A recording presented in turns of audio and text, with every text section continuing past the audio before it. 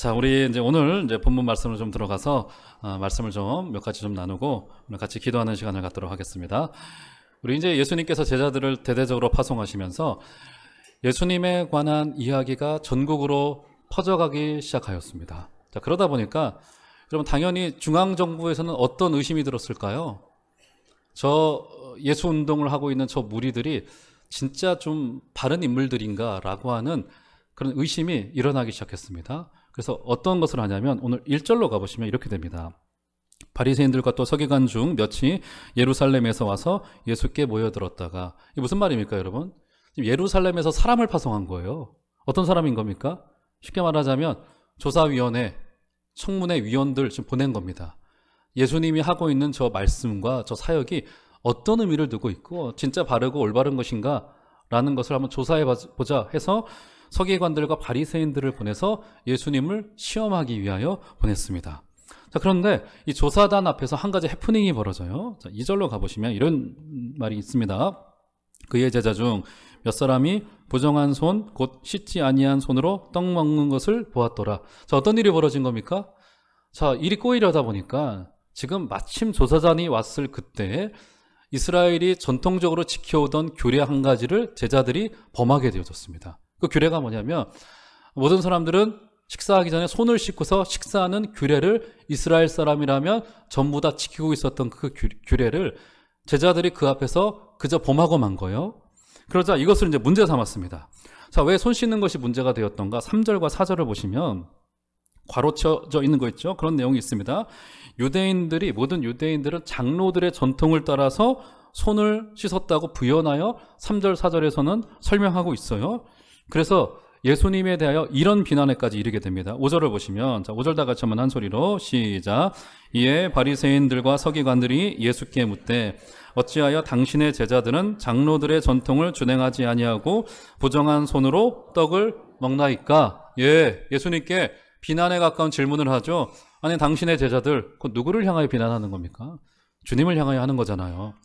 왜 장로들의 전통을 지키지 않고 이렇게 이스라엘이 대대적으로 내려오던 규례를 지키지 않고 이렇게 손을 씻지 않고 식사를 합니까? 이런 게 된 거예요. 자, 도대체 손 씻는 것이 어떤 의미일까? 우리도 다 손 씻고 여러분 식사하시잖아요. 그렇죠? 그럼 위생에 관한 문제일까? 그러지는 않습니다. 여러분 당시의 고대 문서를 찾아보면 이스라엘이 이 손 씻는 규례를 얼마나 중히 여겼는지를 우리가 잘 알 수 있습니다. 손 씻는 전통을 두고 이방인과 이스라엘이 스스로를 이렇게 구별하기 시작을 했어요.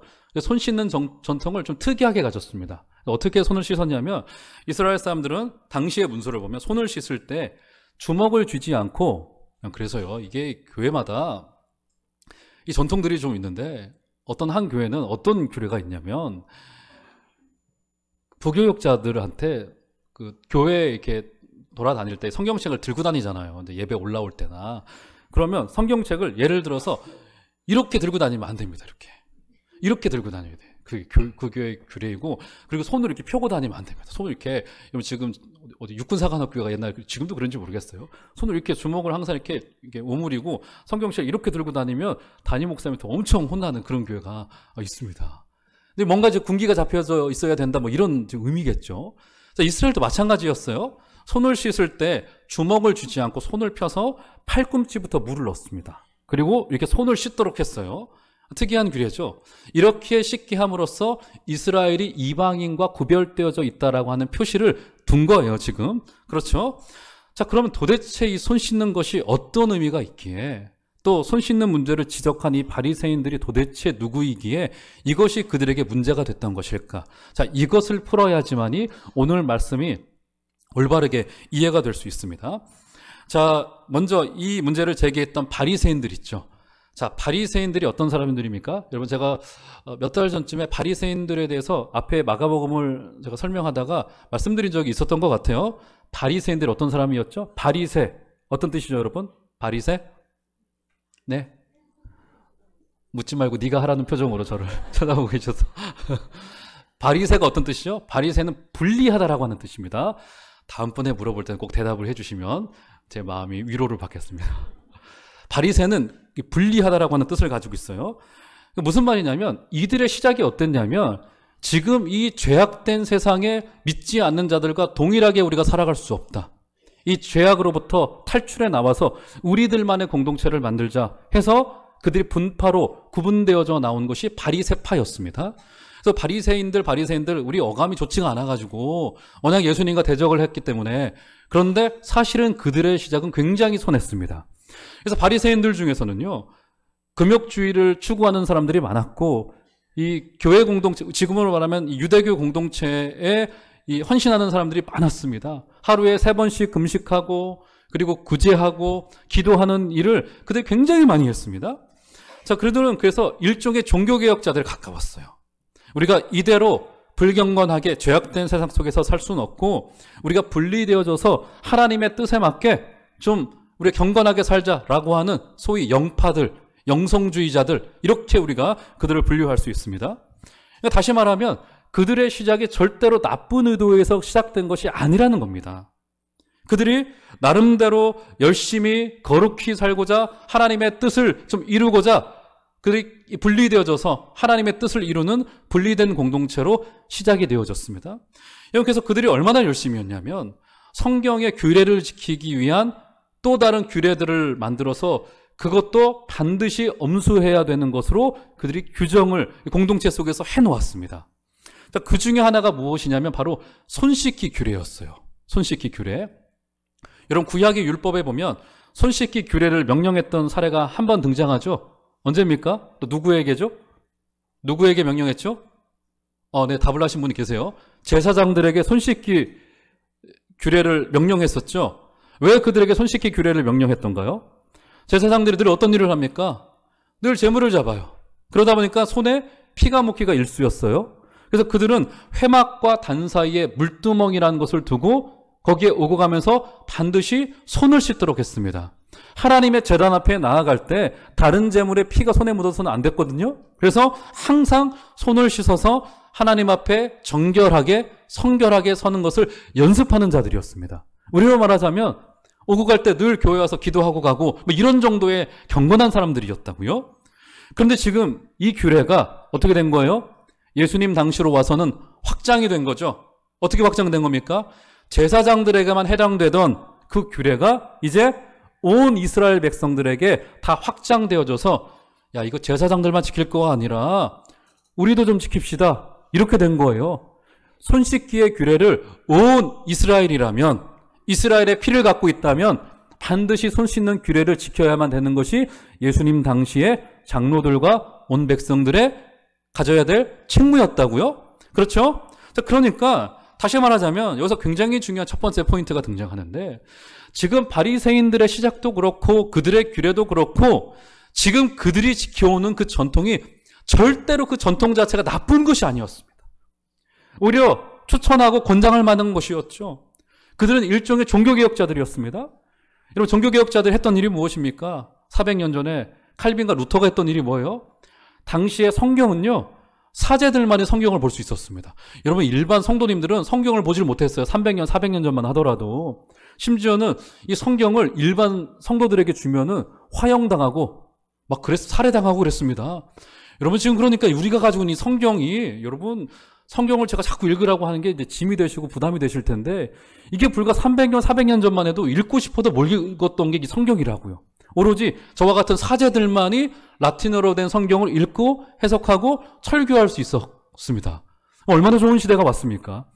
종교개혁자들이 한 일이 뭐냐면 이거를 평신도들에게 돌려드린 일입니다. 올바른 자리로 가게 한 일이었어요. 그런데 바리새인들이 한 게 뭡니까? 제사장들만 하던 정결 규례를 어떻게 한 거예요?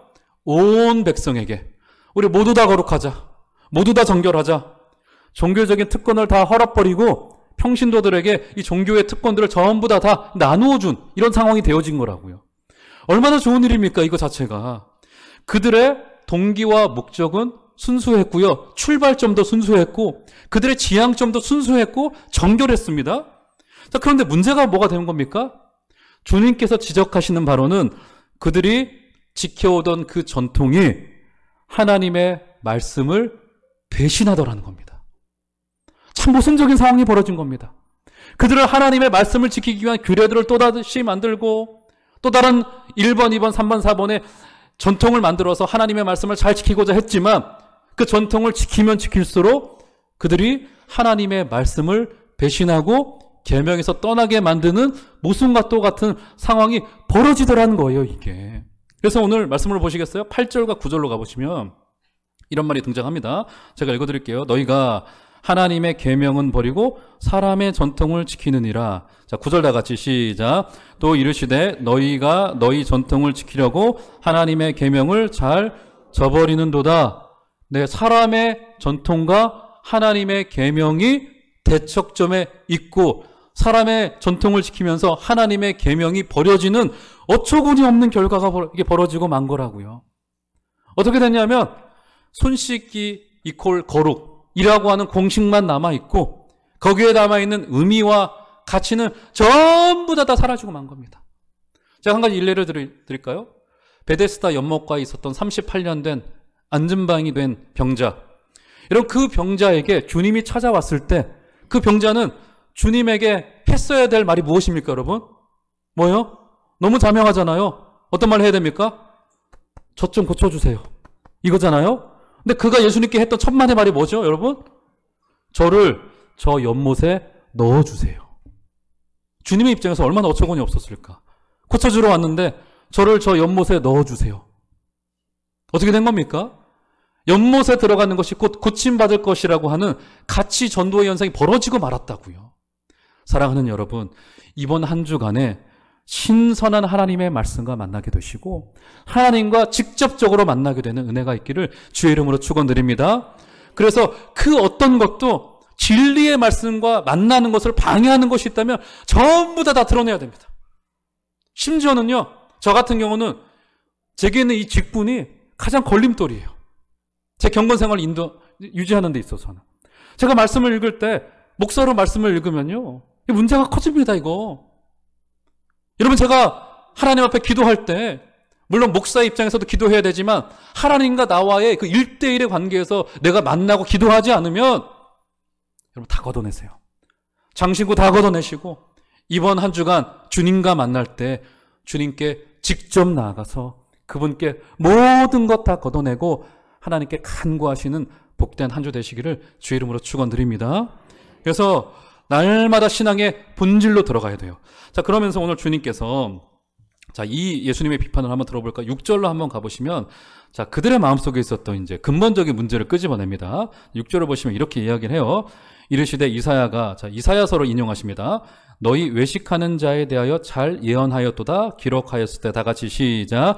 이 백성이 입술로는 나를 공경하되 마음은 내게서 멀도다. 지금 무엇을 지적하신 거예요? 그들의 문제의 한복판에 어떤 문제가 있는 겁니까? 마음의 문제가 있더라는 겁니다. 마음의 문제. 여기서 문제의 핵심을 드러내셨어요. 지금 그들이 전통을 지키면서 하나님의 말씀을 버린 데에는 그들의 마음의 문제가 있다는 겁니다. 여러분, 이 마음의 문제가요, 정말 참 교묘합니다. 어떤 의미에서 교묘하냐면 이 마음은요, 절대로 속일 수가 없습니다. 그렇잖아요. 이런 마음에서 내가 이 사람을 사랑하고 섬기고 존중하는 것은요, 드러나지 않을 수가 없고요. 그 반대도 마찬가지입니다. 여러분, 청년부에서도 그럴 거예요. 지금 내 청년부 공동체는 모르겠지만 서로 사귀고 하는 친구들이 있을 텐데 그 친구들 서로 속인다고 해도 그거 여러분 속일 수가 없습니다. 진짜로 사랑한다면. 드러나게 되어져 있고요. 얼굴과 말 한마디에서 그 향기로 드러나게 될 수밖에 없는 것이 이 마음의 문제라고요. 자, 그 마음의 문제를 지적하시는 거예요. 그러면서 오늘 읽진 않았으나 10절 이하로부터 그 고르반 제도라고 하는 것을 끄집어내셔서 주님께서 이것을 실례로 설명하시면서 마음의 문제를 지적하고 있습니다. 자, 고르반 제도를 주님께서 지적하셨어요. 자, 고르반 제도가 무엇일까? 고르반이라고 하는 뜻은요, 이 히브리어로 제물, 예물이라는 뜻을 가지고 있습니다. 그런데 이 뜻이 나중에 예수님 당시에 와서 내용과 그 뜻이 확장이 되어집니다. 어떤 뜻으로 확장이 되어지냐면 내가 이 예물을 반드시 하나님 앞에 바치겠습니다라고 하는 맹세를 의미하는 것까지 고르반이 그 의미가 확장되어집니다. 원래는 예물이라고 하는 뜻이었어요. 그러다가 이것이 역사를 지나면서 그 뜻이 확장이 되어진 겁니다. 자, 그런데 사실 이 고르반 제도는 좋은 제도죠. 왜요? 내가 하나님께 예를 들어서 제가 월급을 10만 원을 받았어요. 이번 달 월급은 10만 원 무조건 하나님께 전부 다 드립니다. 공의 앞에서 선언을 합니다. 그러면 이 10만 원은 누구도 건들 수 없고요. 맹세한 자도 어떻게 다르게 쓸 수가 없는 것이 고르반 제도, 선언하는 제도였었습니다. 자, 그런데 이것을 악용하는 사례가 발생합니다. 어떤 사례입니까? 한 아들이 부모님과 관계가 좋지 않아요. 그때 당시 부모님을 공경하는 일에 대해서 의무적으로 그 공경의 의무를 설치를 해두었거든요. 의무를 하도록 했습니다. 그런데 부모님께 돌려질 물질을 고르반 선언합니다. 그럼 어떻게 됩니까? 이 물질을 성전에 바치고 부모님께 대한 의무를 면제해 주었어요. 물질이 이중으로 갈 수 없기 때문에. 그런데 이것을 악용한 사례가 발생하는 겁니다. 부모와 사이가 좋지 않은 아들들이 고르반 선언해버리고 마는 거예요. 그리고 이것을 성전에 하나님께 마치 던지듯이 갖다 바쳐버리고는 부모님께 대한 의무를 다하지 않는 사례들이 발생하고 만 거예요. 주님께서 그 설명을 뒤에 하신 겁니다. 무슨 말이 되는 겁니까? 왜 마음의 문제냐면 그 아들의 마음 가운데 있는 그 악한 마음, 부모를 공경하지 않는 그 마음을 고르반 제대로 활용하여 달래고 있었던 거라고요. 그래서 지금 13절에 보면 예수님께서 어떻게 말씀하시냐면 너희가 전한 전통으로 하나님의 말씀을 폐하는 어처구니 없는 결과가 벌어지고 말았는데 그것이 어디에서 문제가 됐다고요? 이 마음의 문제에서. 사랑하는 여러분, 여러분들께 질문 드리고 싶습니다. 여러분의 마음은 안녕하십니까? 하나님께 대하여, 사람에 대하여 여러분의 마음은 어떠신가요? 옆에 있는 그 형제 자매님 지금 사랑하고 계십니까? 여러분 하나님에 대하여 여러분 순전한 마음을 가지고 하나님을 섬기고 계시고 사랑하고 계십니까? 이번 한 주간에 여러분의 마음을 다 내어놓아서 하나님을 진짜로 사랑하시는 복된 은혜 있으시기를 주의 이름으로 축원드립니다. 자, 그래서요 바리새인들의 전통이 그랬던 거예요. 전통을 지키면서 신앙이 좋은 줄 알았습니다. 그런데 전통을 지키면서 멀어진 하나님의 마음을 숨기기에 급급했었다. 이렇게 성경이 우리에게 지적하고 있는 거라고요. 지금부터 약 250년 전에 살았던 한 인물을 여러분들께 좀 소개를 해드리고 싶습니다. 우리 신동열 전사님이 가끔 설교에서 언급하셨던 미국 건국의 초기 신앙의 기초를 놓았던 조나단 에드워즈라고 하는 아주 걸출한 설교자요 또 신학자인 인물이 있습니다. 이분이 프린스턴 대학의 총장이었고요. 예일 대학을 졸업을 했는데 그분의 이름으로 된 전집이 30권 이상 출간이 될 정도로 그분은 굉장히 뛰어난 인물이었습니다. 그분이 코네티컷주의 노스햄튼 교회를 섬길 때 일이에요. 그분의 책을 찾아보면 이런 내용들이 적혀져 있습니다. 그분의 눈에 보기에 예수 믿고 구원받지 않은 사람인 것 같은 모습이 성도들의 모습 속에 왕왕 드러나더라는 거예요. 이런 질문이 올라오더래요. 저 성도님의 가지고 있는 저 믿음이 진짜 믿음일까? 이런 의심과 의구심이 찾아 들어오더라는 겁니다. 그래서 그분이 분류를 하기 시작합니다. 마치 사스 환자처럼 의심 환자 있지 않습니까? 그러면서 의심 성도로 분류를 시켜요. 이 사람이 진짜 하나님을 믿는 사람일까? 그 사람의 신앙을 파헤칩니다. 물론 그들은 신앙생활을 잘합니다. 예배를 다 나오고요. 예수님이 누구냐고 물으면 정확히 틀림없는 신앙 고백을 합니다. 교회 생활도 열심히 해요. 사회에서도 그렇게 손가락질 받을 만한 일을 하질 않습니다. 그런데 에드워즈 목사님이 보기에는 이 사람이 진짜 신앙을 가진 사람인지 아닌지를 구별하기 어려울 정도로 혼동이 찾아오는 겁니다. 정말 예수를 믿는 사람이라면 무엇보다도 하나님을 사랑하는 마음이 여기에 첫 번째로 가득해야 될 텐데 그렇지 않은 거예요. 여전히 세상에 휘둘리고 세상의 가치에 휘둘리고 사람이 말하는 것에 휘둘리고 세상의 욕심에 휘둘리고 이런 것을 본 거예요. 그분이 그의 설교 중에 이런 이야기를 인용합니다. 고린도 교인들을 향해서 주님께서 이렇게 경고하셨대요. 너희가 믿음에 있는가 너희 자신을 시험하고 너희 자신을 확증하라. 쉽게 말해서 당신들께서 가지고 있는 믿음이 진짜 믿음인지 시험하여 보고 하나님 앞에 그렇게 서보십시오. 이렇게 이야기를 했고요. 바울 선생도 어떻게 이야기를 합니까? 빌립보 교인들에게 눈물 흘리면서 경고했던 것이 바로 교인들이여 당신이 그리스도 예수의 십자가의 원수로 설 수도 있습니다. 라고 경고하면서 어떤 걸 이야기합니까? 당신들의 신이 이 배다라고 해요. 배. 배가 뭡니까? 신앙의 그 중심에 내가 있다라고 하는 겁니다. 바울이 보기에도 그랬고요. 에드워즈 목사님이 보기에도 그랬고요. 신앙의 중심에 내가 있는 거예요. 나의 뜻과 나의 생각과 나의 욕망을 이루기 위한 신앙생활을 하는 것은 아닌가 싶은 생각이 에드워즈 목사님의 눈 속에 보여오기 시작한 겁니다. 고린도후서 5장 15절에 보면요. 제가 한번 읽어드릴게요. 이렇게 이야기를 합니다. 그가 모든 사람을 대신하여 죽으심은 살아있는 자들로 하여금 다시는 그들 자신을 위하여 살지 않고 오직 그들을 대신하여 죽었다가 다시 살아나신 이를 위하여 살게 하려 함이라. 무슨 말입니까? 예수님을 진짜로 받아들이고 믿은 사람에게는 반드시 일어날 수밖에 없는 변화가 있는데 자신을 위하여 살 수 없고 우리를 대신하여 죽어주신 그리스도를 위하여 산다라고 하는 인생의 목적이 변화받는 이런 일이 벌어질 수밖에 없다고요. 사랑하는 여러분, 저도 여러분들께 도전드리고 싶습니다. 여러분의 인생의 목적은 무엇입니까? 여러분 왜 신앙생활 하십니까? 여러분 신앙생활의 그 중심인 여러분의 마음에는 무엇이 있으십니까? 오늘 하나님이 계십니까?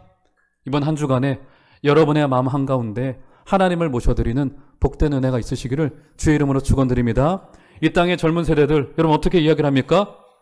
내가 원하는 것을 하고 살아가는 것이 최고의 가치 있는 일이라고 속여요. 아니요, 그렇지 않습니다. 여러분 신앙인의 제일 첫 번째 태도가 뭐냐면 저도 마찬가지고요. 어떤 태도냐면 하나님이 시키시는 일을 하는 겁니다.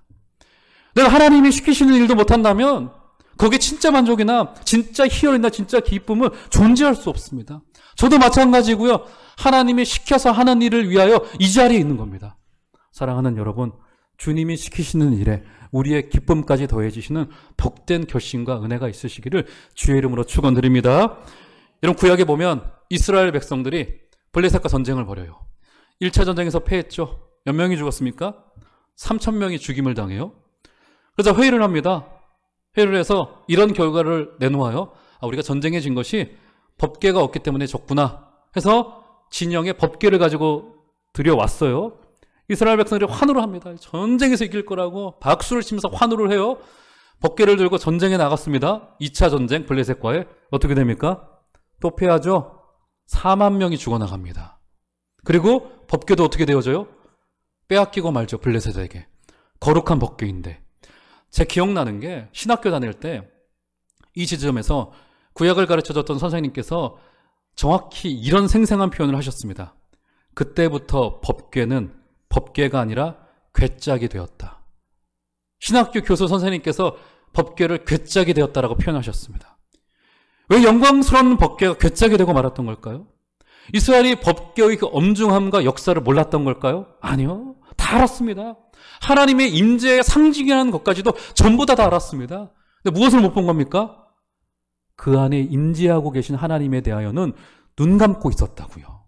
사랑하는 성도 여러분, 이번 한 주간 우리의 인생 속에 임하시는 하나님께 눈 떠지신 은혜가 있기를 주의 이름으로 축원드립니다. 우리의 마음 한가운데 계시고 우리의 인생을 주관하고 계시고 우리의 역사를 주관하고 계시고 우리 교회의 주인 되신 하나님을 여러분의 마음의 중심에 모셔드리는 복된 결심이 있으시기를 주의 이름으로 축원드립니다. 형식이 본질을 밀어낼 때 그때 신앙에는 진짜 위기가 찾아옵니다. 우리가 기도할 때 말씀을 읽을 때 직분도 내려놓고 경험도 내려놓고 알던 전제도 다 내려놓고 하나님께 간절히 성령님의 능력 의지하여 기도하시는 여러분들 되어주시고 이번 한 주간에 그런 하나님과 만나서 기쁨과 희열이 넘쳐나게 되어지는 복된 증언들이 있으시기를 주의 이름으로 축원드립니다.